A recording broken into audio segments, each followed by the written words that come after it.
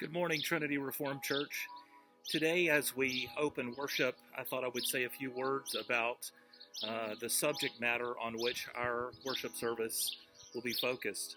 Today, we'll be looking at Sola Fide, faith alone, as we've been looking at the various solas over the last couple weeks. So far, we've looked at Sola Scriptura, or Scripture alone, Sola Gratia last week, or grace alone, and today is faith alone.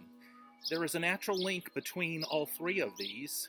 If we look into the Scripture itself at Ephesians 2:8-9, we find, "For by grace you are saved through faith, and this is not of yourselves, it's the gift of God, not by works, so that no one may boast." We see in the Scripture that there is a link between God's grace and our faith.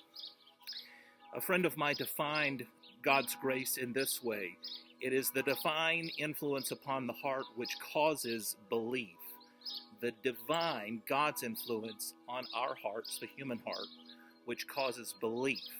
There is a connection between the Scripture, grace, and faith. Those three things come together. I like to express it through an illustration from nature in this way. If we look up at the sky at night and see the moon, if it's a full moon or if it's even a partial moon, we see light, and sometimes we might even say we can see at night by the light of the moon, but literally speaking, the moon has no light of its own. It's just a dead, dusty rock in space. Were it not for the sun shining against the moon at night, we would not see the moon at all. It would just be blackness and darkness hanging in space. This is the relationship that grace and faith has. God's divine influence, like sunlight, shines on our deadness, and it affects faith in us. It resurrects, it brings new life, it causes light to come into our darkness, and we reflect back faith. Faith is the instrumental cause of our justification. It's through faith that we are justified and saved.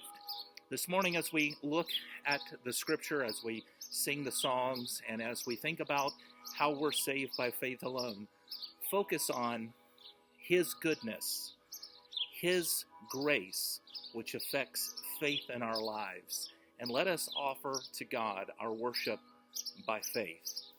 I'll also say in the recording of the sermon, somehow I perhaps forgot to press the record button, and so the Scripture did not get recorded.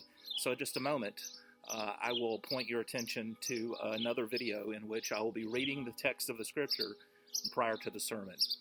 God bless you as you worship Him this morning by faith alone.